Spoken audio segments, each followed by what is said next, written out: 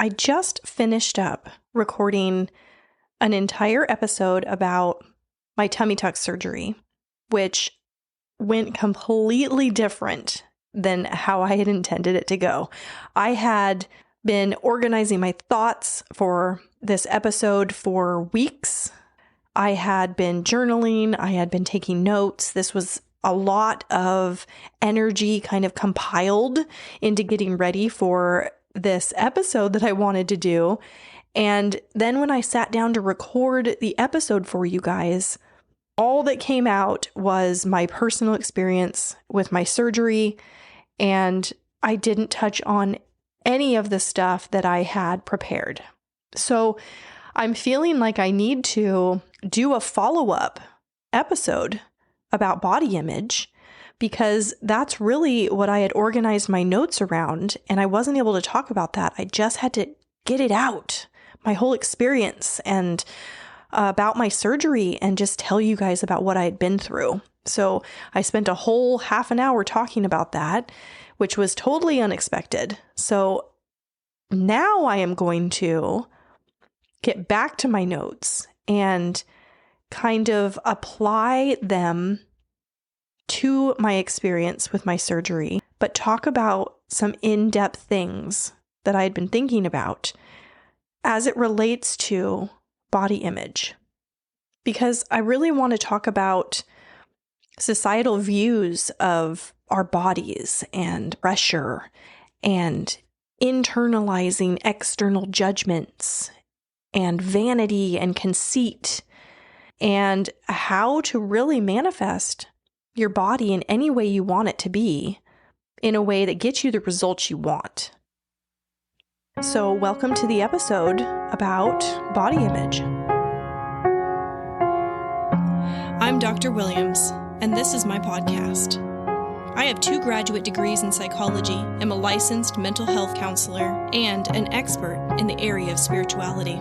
I am devoted to living my best life and am sharing it with all of you. I'm bringing my expertise, education, and life experiences to you through this podcast. Everyone deserves to enjoy life, and that is what I'm here to talk about. Depression, anxiety, grief, you name it, we all go through it at one time or another.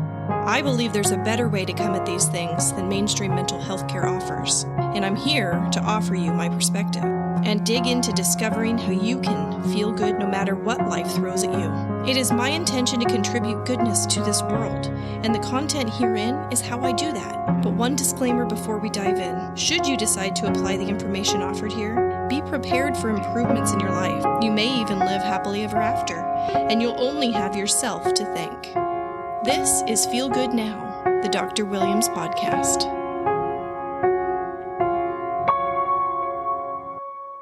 I feel like things have been changing in a positive direction as far as body image goes in our society.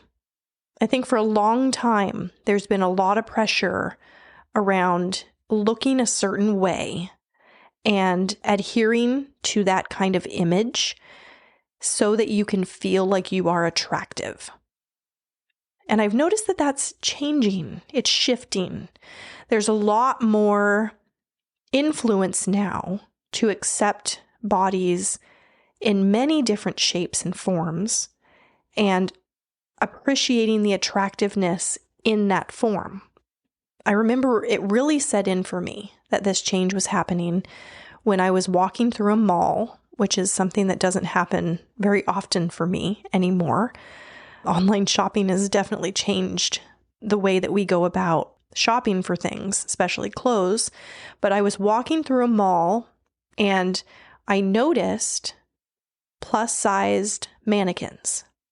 And I thought, of course there's plus-sized mannequins because they are selling plus-sized clothing. And let me just say right now, that term plus-sized, I don't really like it.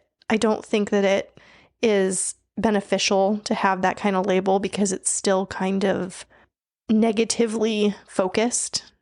But I think a lot of people have been doing some great work around sexualizing being bigger and thicker and I like that. I think that it's great. I think that it's wonderful that we are trying to change that perspective so that we can appreciate people for the way they are and look at the beauty in it and find that sexual appeal, no matter what their body type is. But when I saw the mannequin, I thought, you know what? Things are really changing. This is a good thing because there's been a lot of pressure for many years to fit into that category of being thin and fit. And we even know that a lot of those icons that we see, models, actors, people that are out there displaying body image, are not really living with the image that we view. We know that there's a lot of photoshopping that's done, makeup changes things. There's a lot of aspects of tweaking the image to make it look in a certain way, and then that person is promoting that as being the attractive way to look. And it's not really helping anyone because does anyone really look like that? Not really. No, those things are being doctored. But I think that this movement to be more accepting of whatever body type you are is a beautiful thing. You don't have to wear makeup. You don't have to use a filter. You can just be and allow your beauty to shine through. But if you do want to put on makeup or dress a certain way or use a filter, that's okay too, because that's what this is all about. You get to make your preferences. Put yourself out there in the way you want to put yourself out there because it feels good to you. It really is about how you feel about you. And if that's the place you're coming from, then anything you're doing is right. That's the right thing to do for you. It's when we are doing things because we're focused on external judgment and we're internalizing that. That's where some problems start to arise. When we care about how we are being viewed by other people, that's going to get us every single time. Because we cannot please everyone. Everybody has different preferences. And they may like one thing about you and then not like another thing about you. So if you're focused on pleasing outwardly and receiving that feeling back, that's where you're going to find that you're let down. You're not going to find satisfaction in that. And that pressure, the pressure you're putting on yourself to be viewed in a certain way, that's creating split energy in yourself. And I'm going to talk about split energy in a little bit. But the other side of that is there's always somebody that you will be pleasing. It kind of makes me think of, recently I came across a picture while scrolling through social media of a female wrestler. And I don't know her name. It's not something I follow, but it had a before and an after picture. And in the before picture, she was dressed up in all of her wrestling gear, but she was just kind of thick and she wasn't as fit and as muscular as she was in the after photo. And I read through some of the comments and they were talking about how she's married to somebody who is into physical fitness. So she has a really good trainer and was able to get those results that she wants. There was a lot of support for her journey, her physical fitness journey. And then there also was a lot of support from people saying they preferred the way she looked before she got all ripped. And that's the thing. There's so much variety out there, and we're all just choosing our preferences. So no matter how you look right now, there is somebody that prefers you that way, just the way you are, which is great. but should not be your focus, because all that really matters is what you prefer. And for this wrestler, she obviously preferred being fitter and more muscular than she had been. And that's what she was focused on achieving. And then once she got there, she was posting about her success that mattered to her. That's the way that she preferred her body to be. Therefore, she found alignment within herself. She was happy with where she was, whereas she wasn't happy before. And that's what that picture was displaying. It wasn't everybody's preference as far as how she was looking attractive to them, but that wasn't the point. The point was that she had achieved her own preference. So if it helps you to feel better knowing that somebody prefers you the way you are right now, even if you don't like it, then that's okay to think about, because any thought that feels good is getting you on the right track. But ultimately, focusing on anyone else and their view of you doesn't matter at all. And that's what I would encourage you to shift. Just focus on what you want and what makes you happy. I mentioned in the episode on my plastic surgery how when I was around 22, I had said that I would never get plastic surgery. And that's easy to do when you're 22, right? But I was actually faced with aging at a really young age. I had my first white hair when I was 16 years old. So I have been graying prematurely ever since I was a teenager. It's something that runs in my family, and it's not something that I mind. It's something that actually makes me feel closer with my aunts and my uncles on my maternal side, because it's something that they experienced as well. So it's kind of got this bonding aspect to it for me. But I did dye my hair for many years, through my teen years and through my 20s. I was dyeing my hair. It wasn't until I got married that was the last time I dyed my hair. I dyed it for our wedding, and then after that, I just let it grow out. And it never really bothered me to let that go. It was actually really liberating. And I was okay with going gray. But a lot of other people did not view that as something that was okay. I actually remember one of my mom's friends had called my mom and verbalized to her that I was much too young to let my hair go gray. And of course, I can recognize that as being her projection of herself and how that relates with age and wherever it is that she is with her hair journey.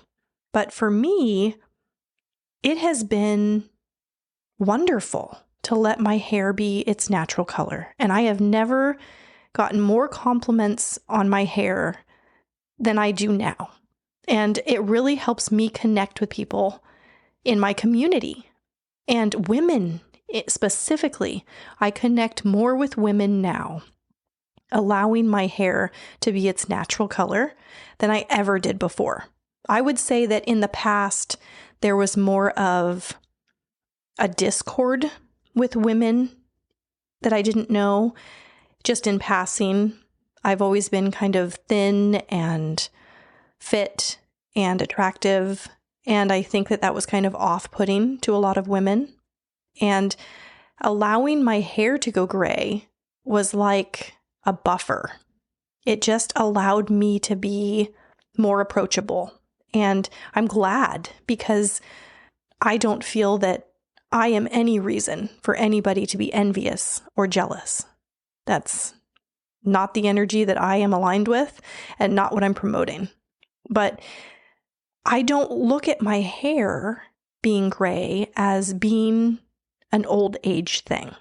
I'm actually in a group on Facebook for premature grain. And I noticed that this actually isn't as uncommon as we might think. There are a lot of people out there hiding their true hair color at much younger ages than you would think. It's one of my favorite groups that I'm involved in on Facebook because the women are just so free. And the way they talk about their freedom and their lease on life, since they have decided to be their true selves. And there's a lot of alignment that comes with that. And I recognize it. And it's wonderful. I love it so much, so much. But this can be kind of tricky when it comes to other aspects of our body. The way that we look in our clothes or wearing a bathing suit. Now, I know people that will not wear a bathing suit around other people. You can imagine that does not feel very good. There's so much negative emotion there that they are resisting experiences in their lives in order to keep from feeling shame about their body. This is a problem. Your body is with you every day, and it deserves to be appreciated, right? And there are aspects of your body that you could appreciate, though I think a lot of people are just too focused on the other aspects, the aspects that they do not like, the negative aspects of their body. And then in return, they're getting more of the same because that's how law of attraction works. And they're not getting the body they want. Hey guys, I have some big news. I've decided to offer you guys some exciting interaction opportunities. Have you guys been over to the website, drwilliamspodcast.com? If you have, you may have noticed a scheduling calendar that wasn't there before. I am going to be offering some one-on-one sessions. I'm also going to be doing some interviews. So if you think you might be interested in having a one-on-one co-creation or private personal alignment session with me, you can go to the calendar and you can schedule a free 15-minute consult. Or if you want to be a guest on the show, maybe you are an expert in mental health or law of attraction, or you just have some life experience with either of those things and you want to share your story, you can schedule a free 30-minute pre-interview call to be a guest on the show. Because I told you guys, I want you guys to feel like this is your show too. So here is your chance to shine. I am so eager to offer my audience a multifaceted listening experience, rich with your unique perspective on life. We all have something to contribute. Let's hear what you have to say. And now, back to the episode. But when we are so focused on how others view us, that is a recipe for craziness. That could drive you mad. No two people view you in the same way, because everybody comes from their own selfish perspective. That doesn't change. There's no two people that view you the same way. So if you're focusing on how you're being viewed, you're being pulled all of which ways. And it's really hard to feel secure in that line of focus. So specifically about negative judgment. If somebody is negatively judging another person's body, that has nothing to do with the other person and their body. That only has to do with the judge and where they sit on the emotional guidance scale. That person is not in a state of satisfaction. And whatever their focus is on, their emotion is applied to. So if they are judging your body in a negative way, it's because they are feeling negative. It's really not about you at all. It's all about how they're feeling.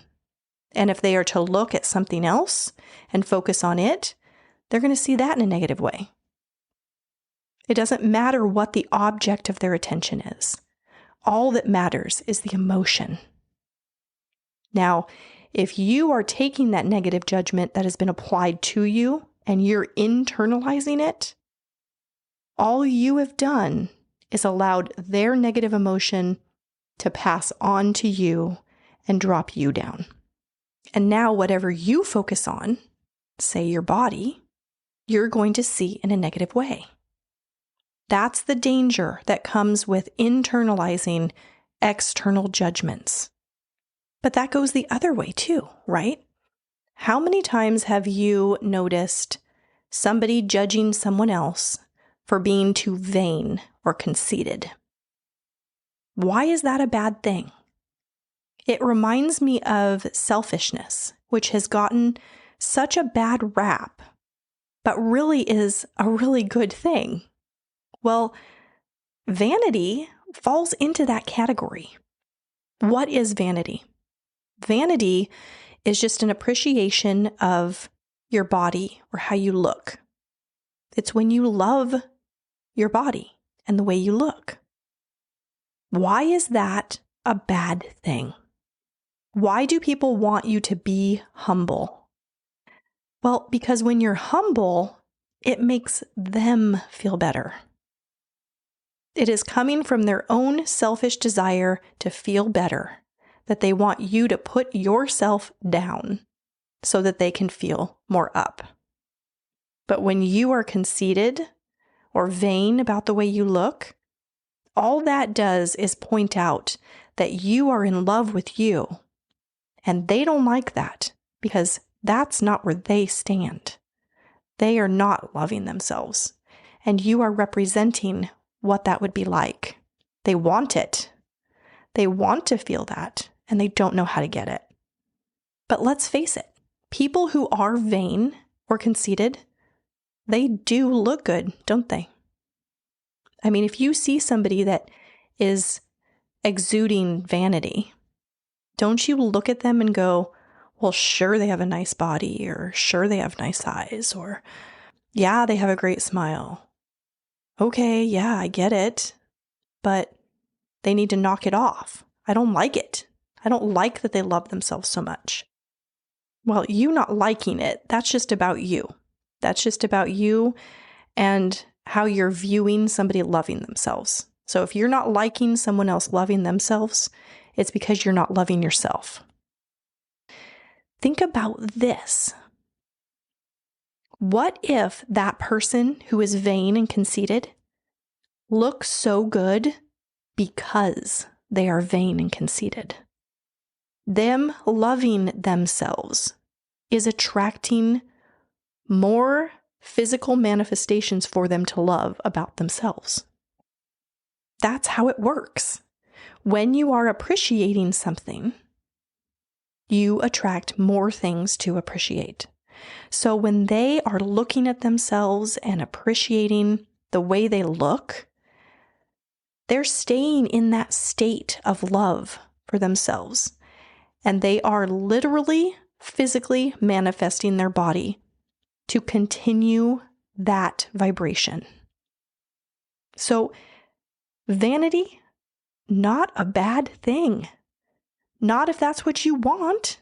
If you want to love the way you look, then be vain about yourself.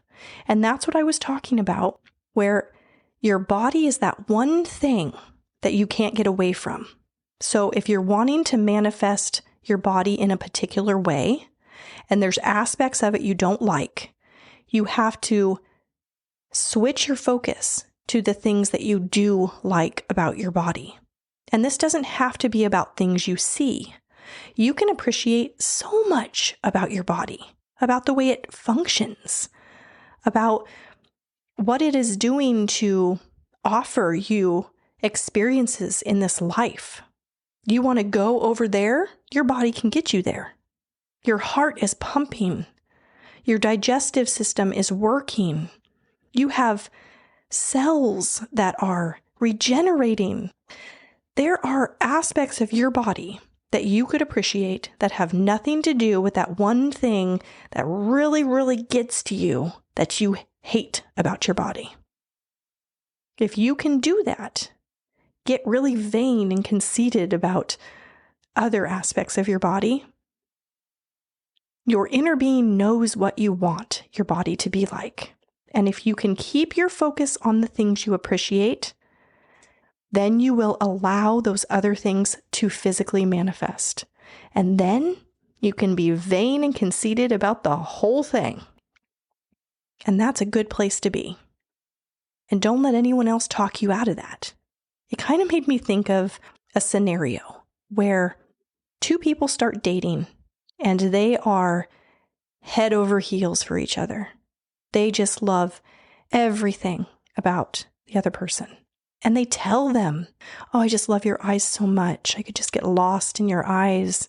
Your smile's the best. Oh, I love your laugh. Your laugh just makes me laugh. And I feel so good when I'm with you. And I really like your shoulders and your arms. And you're really verbal about all these things you really like about somebody when you're first dating and you're in love, because you're in alignment with that person at that time. Now, time goes on, and this becomes a long-term relationship. Now, all of a sudden, these people are really annoyed that their partner is so conceited and vain. They're always talking about how good they look, and they're always doing themselves up, looking at themselves in the mirror. Gosh, it's so annoying. Well, you loved those things. You loved those things about that person, and you verbalized it. You validated it. You were contributing to it. Now it's a negative thing. Now you're criticizing it. And if you're open about it, you verbalize your criticism and you tell them, gosh, you were so vain. You're just so full of yourself. Well, if they internalize that criticism, then you start noticing some things, don't you? Time progresses. And now they're getting fat, they're getting flabby, they've just let themselves go. So now what are you doing? Now you're criticizing that. First, they were conceited, but at least they were fit and attractive. Now you're criticizing that they let themselves go and they're unattractive. And you probably verbalize that too, and they internalize that. There is a relationship here. The judgments that we hear from other people, if you internalize those, that becomes your own judgment, and that will manifest. Your body can be however you want it to be. That's the truth of it.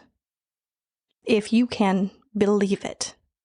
If you have a belief that opposes your desire, that creates split energy. And that's what gets people in a holding pattern that keeps them from the physical manifestation they are wanting. So that's where the work is. First, you have to realize it. What is it about your body that you like? What is it you don't like? Do you have a belief about that? Like for me, I had a belief that the loose skin on my belly was never going to go away unless I had it surgically removed. And that was the route that I went. Could I have changed that with my thoughts and my feelings? Absolutely. Yes. But did I see myself being able to change that belief? Not at that time. I didn't have the knowledge of what I have now. But even now, sitting here and asking myself that question, I don't know if I could have truly taken on a new belief. It makes me think of somebody who has lost a limb. Do they believe that it could regenerate and they could grow a new arm, say? Well, we know scientifically that that's possible. Certain animals do that. So the physical ability is there at a cellular level. And we're really fascinated with it, right? We're fascinated with cell regeneration. Is it possible for somebody to regrow a limb? Yes. But do you believe that you can do it? That is the key. Do I believe that I could have got rid of the loose skin on my own without surgery? I don't know. And I don't sit in a place where I can really contemplate that too much because I've already gone a different route. It doesn't really apply. And hopefully I won't have to face that again. But that's how you can decide what your path of least resistance is.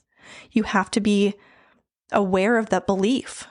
And this applies to so much related with body image, eating disorders. People see themselves as being fat and overweight when they weigh 75 pounds. How is that possible? It's because they have a belief. They have a strong, deep-rooted belief about their body and what they are doing in their lives and how that's resulting. They see their belief. They believe they are fat and overweight, so they see it. There is a manifested vision of that because they believe it. The rest of us see somebody who is unhealthy and much too thin to live a vibrant life. Are you overweight and you really want to be thinner? Well, are you eating things that you believe are bad for you? Because that's one of the worst things you could do. All you would really have to do, though, you don't have to stop eating that thing. You have to change the way you think about it. You have to change the belief. If you can eat something out of pure joy and sit in that moment of joy while eating it, it will feed your body. It will result in positive vibration because that is the vibration that you are giving it while consuming it. But when you're eating a bunch of things that you have a belief about it being bad for you and resulting in fat on your body, that's the result you're going to get. This really does come down to your thoughts. And it's not an easy thing. This is something that has a lot of momentum, like the way I was feeling about my body leading up to my surgery, which then carried through into my post-op recovery period. There was still a lot of resistance and negativity there. It's not easy to just let go of the way you've been thinking about things. But what you do is, first of all, you have to care about how you feel. And you have to change the way you're looking at yourself. Change your focus. Don't look at those things that make you feel bad. Focus on the things that make you feel good. You are a vibrational being, so you have to change things at the vibrational level. And then don't jump too far. You can't just go from 0 to 60. It doesn't work that way. You have to just make small, incremental changes. Appreciate your body how it is now in whatever way you can do that in. Like I said, focus at the cellular level, something you can't even see. Just appreciate the way it is functioning. Your body will be whatever you ask it to be, whatever you allow it to be. And you have to stretch your expectations. But most of all, you have to just feel good. Focus on the things that make you feel good. It's all going to come together. Your body is such a gift to you, and it serves you in a lot of ways. What are the ways your body is serving you right now? That's a really good place to start. That concludes this episode, but if you don't want to wait for the next episode to come out, I have more for you at drwilliamspodcast.com. You can learn more about me and my journey to podcasting, find all the ways to connect with me on social media, and there's a button to subscribe so you're the first to know what's new and upcoming. You also can shoot me an email at hello@drwilliamspodcast.com. You are so special to me, and your support does not go unnoticed.